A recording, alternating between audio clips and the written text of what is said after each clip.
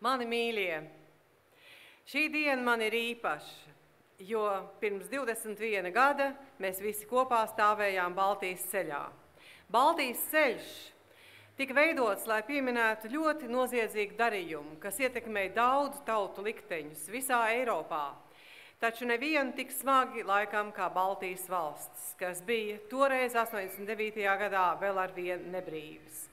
Taču nostājoties un sadodoties rokās, mēs, igauņi, latvieši, lietuvieši, mēs atgādinājām mūsu aizmirsušajiem eiropiešiem, ka mēs vēlamies atpakaļ savu valsti, savu brīvību un ka mēs esam tās cienīgi.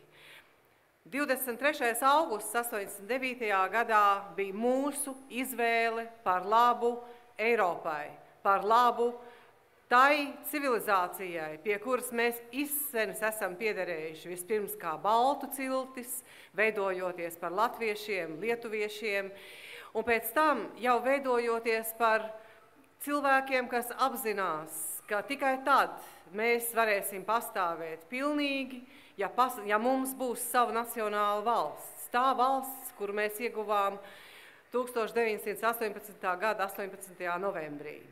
Šī izvēle mums ir jāturpina izdarīt katru dienu, un to mēs vairāk nekā jebkad pēdējos 20 gados izdarīsim šī gada 2.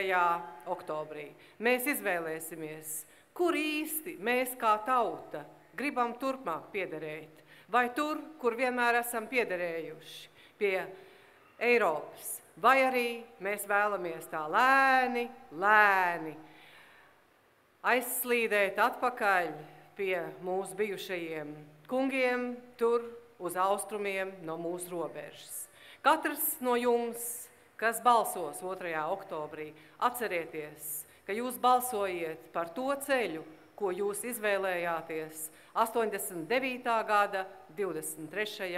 augustā, kad mēs 600 km garumā visā Baltijā bijām sadevušies rokās.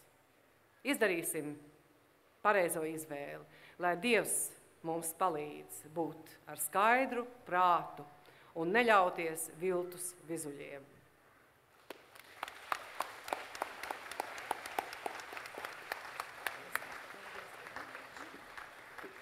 Un vēl daži vārdi no manis, jo es tiešām esmu lepns, ka vienotības gada jubilejā, jo tieši pirms gada mēs 3 partijas, Jaunais laiks, Sabiedrība citai politikai un Pilsoniskā savienība sanācām kopā, lai veidotu vienotību. Un tātad šajā gada jubilejā mums uz skatuves ir leģendārie pērkona muzikanti Juris Kulakovs, Juris Sējāns, Ikars Runģis, Raimonds Bartaševits, Leons Sējāns un, protams, Ieva Akuraterē.